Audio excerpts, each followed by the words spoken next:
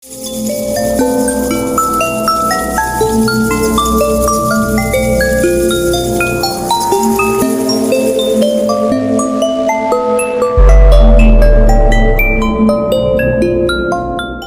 guys, ketemu lagi nih sama aku di Mirror Miko Horror, dan saat ini mau cerita tentang horor versi pengalaman pribadiku selama koas dan beberapa urban legend yang ada di Bali. Nah, saya mau thank you juga buat teman-teman yang udah setia buat nonton Bro Miko dari berbagai konten yang ada. Thank you banget. Dan sekarang aku ada di Spasi Cafe yang ada di Gayung Sari 4 nomor 39 Surabaya. Tempatnya cozy banget, enak banget, harganya juga nyaman di kantong buat kita semua, buat anak-anak kuliahan atau siapapun masih oke banget, dan juga variasi makanan dan minumnya juga enak-enak. Nah, thank you banget buat Spasi Cafe sekali lagi buat tempat yang udah nyaman ini buat kita. Oke, tontonin terus Miko Horror kali ini.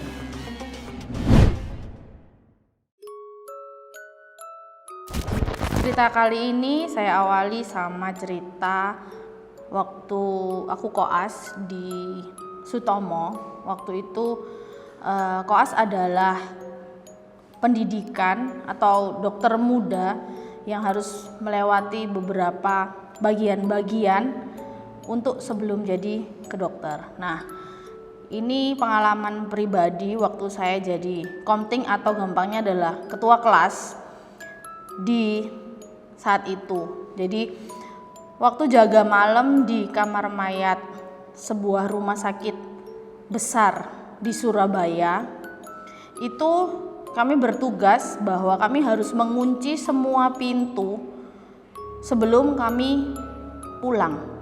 Nah, waktu itu kami pulang di atas jam 9 malam, sekitar jam setengah 10 atau jam 10 malam. Kita harus kunci semua ruangan di situ, termasuk ruangan kamar mayat.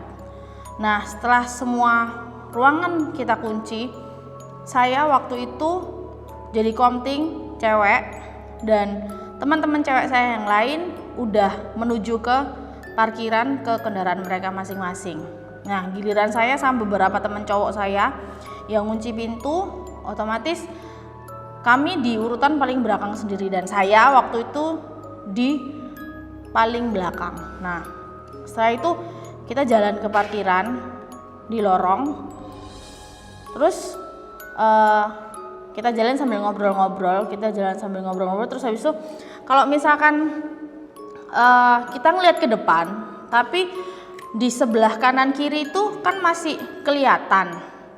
Nah, waktu saya jalan itu di sebelah kanan saya, di sebelah sini itu ada suster kayak baju warna putih, pakai topinya itu jalan.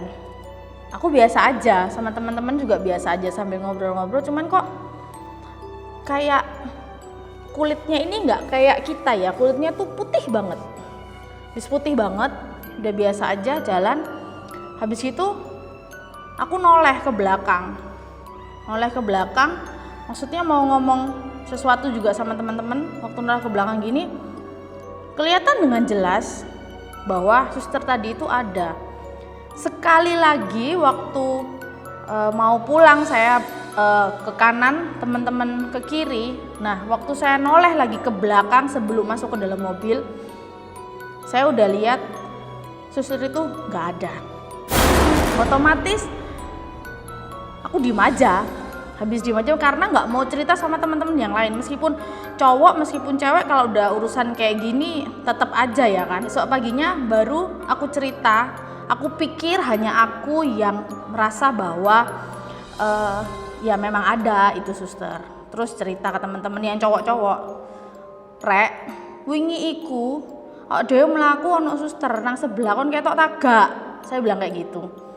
Saya bilang, "Kelihatan apa enggak kamar ada suster yang ikutin kita dari belakang?" Langsung teman-teman cowok saya langsung ngomong, "Mbak, sampean jok guyon, Mbak." "Gak ono, Mbak, wingi ku mek awak dhewe wong 4. Temen cowok saya 3 sama cewek saya sendirian." Dan mulai saat itu kita kalau jaga malam akhirnya nggak mau jauh-jauhan, alias pulang satu, pulang semua, ngunci pintu satu, ngunci pintu semua, pulang, ya wis ayo mlaku bareng-bareng nang parkiran, alias wis. Kalau cerita yang kedua, ini masih sekitar kamar mayat dan pengalaman-pengalaman selama koas. Jadi giliran tadi adalah aku sendiri, nah giliran yang sekarang adalah kakak kelasku dulu. Waktu sama pulang jaga malam di kamar mayat, keadaannya kayak biasa, kayak jaga malam kayak biasanya. Cuman waktu dia pulang, sebelum waktu dia pulang, dia bercanda-canda sama teman-temannya. Iya wis gak usah wedi, gak ono apa-apa. Terus habis itu dia kayak nyeritain atau zaman sekarang tuh kayak ngerasani salah satu mayat cewek yang waktu itu masuk di kamar mayat. Jadi kayak ngomong, wah iki nggak bener, iki ngene. Padahal nggak ngerti kenyataannya kayak apa. Nah waktu dia pulang, waktu itu posisinya naik mobil ya. Waktu dia pulang, dia waktu di jalan masih deket-deket itu dia masih ngerasa nggak apa-apa. Tapi semakin jauh dia udah mulai ngerasa nggak enak, udah ngerasa nggak nyaman, udah ngerasa kayak katanya bulu kuduknya mulai merinding segala macem. Terus habis itu kayak ada yang ngeliatin dia, ngawasin dia lewat spion mobil yang sebelah sini loh, yang sebelahnya supir tuh atas tuh.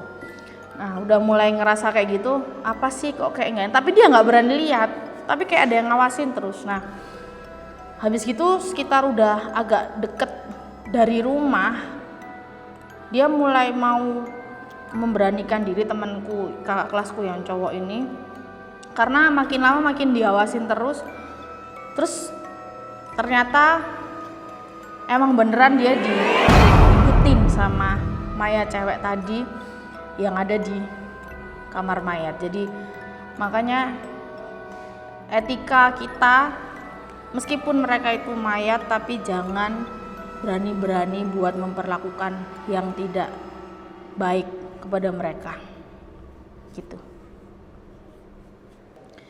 Masih seputar kamar mayat waktu kami koas dulu.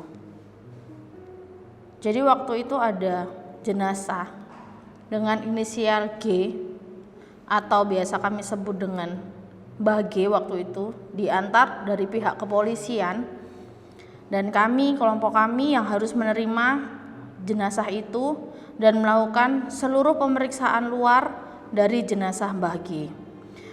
Dari pihak kepolisian mengatakan bahwa Mbah G ditemukan terbujur kaku di tempat bangunan yang beliau kerjakan di septic tank baru. Beliau sudah ditemukan terbujur kaku dari sekitar jam 5:30 pagi, dan lokasi di situ tidak menyebutkan bahwa Mbah G dibunuh atau bunuh diri. Suatu waktu pasien Mbah G ini akhirnya diputuskan untuk dilakukan otopsi, dan kelompok kami lah juga yang harus mengerjakan otopsi ini. Tapi malam sebelum kami mengotopsi Mbah G mendatangi salah satu teman kami melalui mimpi. Mbah G hanya berdiri begitu saja, dan teman saya cerita bahwa Mbah G mendatangi ia lewat mimpi, tapi setelah kami selesai mengotopsi jenazah Mbah G, entah itu adalah isyarat dari Mbah G atau seperti apa, tapi yang pasti dari kelompok kami, dari teman kami merasakan bahwa Mbah G ada di situ. Untuk pengalaman yang kali ini saya mau cerita tentang pengalaman selama di Bali. Saya kebetulan orang Bali dan suami saya, Bro Miko, itu adalah orang Jawa.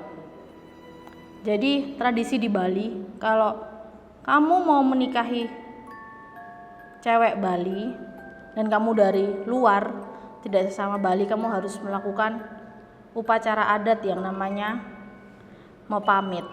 Jadi kamu harus pamit sama leluhur-leluhur semua yang ada di Bali bahwa kamu akan menikahi cucu mereka ataupun yang di bawah-bawah mereka. Nah, waktu itu acara mau pamit, saya dan suami sebelumnya sudah berdoa bahwa minta perlindungan. Kita nggak tahu ada apa di baliknya karena memang kita nggak ada bakat untuk bisa ngelihat ya. Waktu itu berjalan seperti biasa, tanpa disadari setelah dari acara mau pamit tadi, kami merasa lebih sering memikirkan tentang Bali, memikirkan tentang pulang ke Bali dan betapa enaknya jadi orang Bali. Semakin mengagumi, semakin menyukai, semakin mencintai dan sering membicarakan tentang Bali. Pulang dari sana, kami ada acara rapat waktu itu sama beberapa teman-teman. Nah, salah satu teman ada yang bisa mempunyai bakat untuk melihat hal-hal yang tidak kasat mata. Lalu bertanya sama aku, "Kak, kok kayak bukan Kak Vika ya? Kayak lain." Saya nggak ngerasa apa-apa, aku nggak ngerasa apa-apa, biasa aja. Waktu itu juga suamiku juga ngerasainnya biasa aja, tapi aku nanya, cuman aku atau berdua yang aneh? Dia jawab, berdua. Kayak bukan Kak Vika sama bukan Kak Jatmiko. Kita nggak terlalu memikirkannya, udah biasa aja, nggak ada yang kerasa aneh atau apa. Tapi waktu itu akhirnya kami mencoba buat tanya ke kakak rohani kami, dan ternyata setelah ditelusuri lagi dengan indera keenamnya, bakat tadi, ini orang yang berbeda. Dan kakak rohani saya bilang, "Oh, itu yang bikin kalian beda." Jadi ada aku dan suamiku itu kayak diselimutin jubah warna hitam keemasan. Jadi hitam gitu tapi bawahnya emas gede. Kita berdua.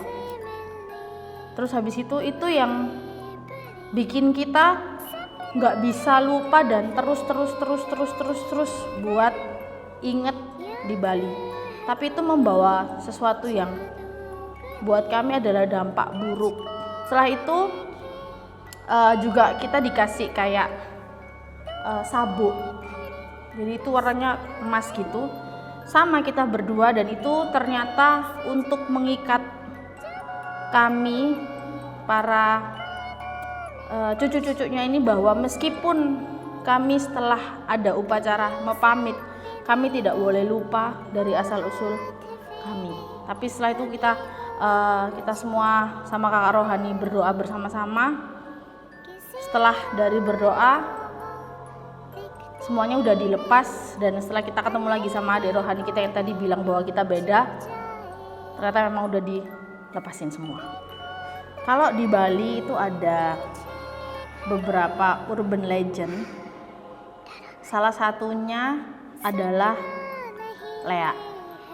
Lea disitu digambarkan seperti manusia, badannya kayak manusia, tapi dari kepala itu dia udah pokoknya bentuknya sangat-sangat mengerikan, kukunya panjang sekali dan lidahnya sangat panjang dan mengeluarkan api. Jadi setiap ada Lea yang terlihat oleh manusia, ia akan meninggalkan jejak ada lidah api yang terus mengikuti dia karena lidahnya sangat panjang. Dan waktu itu kami sekeluarga lagi pulang ke Bali. Dan mama saya waktu itu tiba-tiba terbangun pada tengah malam. Dan mama saya melihat lidah api di jalan raya. Jadi rumah dan jalan raya itu, rumah saya langsung sebelahnya jalan raya. Dilihat waktu itu ada apa itu yang merah-merah kayak api. Terus mama saya setengah sadar mengikuti jejak api tersebut. Terus habis itu keluar dari rumah ke jalan raya dan ternyata memang benar mama lagi ngeliat Lea yang berjalan menjauhi rumah saya, tapi lidah apinya terus ada di belakangnya. Dan saat itu mama saya langsung terbangun dan akhirnya cepat-cepat untuk kembali ke dalam rumah. Dan ini ada satu lagi cerita dari Bali, tapi untuk kebenarannya silahkan boleh dicek masing-masing. Dan kali ini ceritanya adalah bahwa di Bali ada makhluk jadi-jadian yang kalau memang misalkan ingin sakti dan juga hidupnya berkecukupan, bisa melakukan hal ini dengan dia akan bisa berubah bentuk menjadi seekor anjing ataupun seekor monyet yang harus menculik, mengambil bayi yang barusan lahir. Dan setelah itu bayi ini tidak akan diketahui jasadnya atau apapun, tiba-tiba hilang begitu saja. Dan waktu itu kejadiannya adalah ada bayi yang barusan lahir dan makhluk ini tadi berubah menjadi seekor anjing. Dan saat dia menculik bayi ini,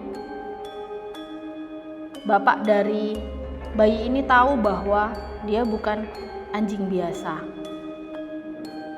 Dan waktu dilempar anjing ini dengan kayu oleh bapak bayi tadi, terkena di salah satu kakinya. Bayi ini selamat dan keesokan harinya ada tetangganya yang kakinya pincang tepat di mana bapak bayi tadi memukul anjing yang akan mencuri bayinya. Ini adalah cerita rakyat yang dari Bali, tapi banyak masyarakat Bali juga tahu bahwa cerita ini nyata. Itu dia cerita-cerita horor kali ini di Mirror. Thank you buat kalian semua yang udah nonton video ini dari awal sampai selesai, dan juga buat kalian yang mau nongkrong di tempat yang cozy, nyaman, habis itu harganya juga tidak terlalu mahal, makanannya dan juga minumannya variasinya juga enak-enak dan juga banyak di Spasi Cafe di Gayung Sari 4 nomor 39 Surabaya.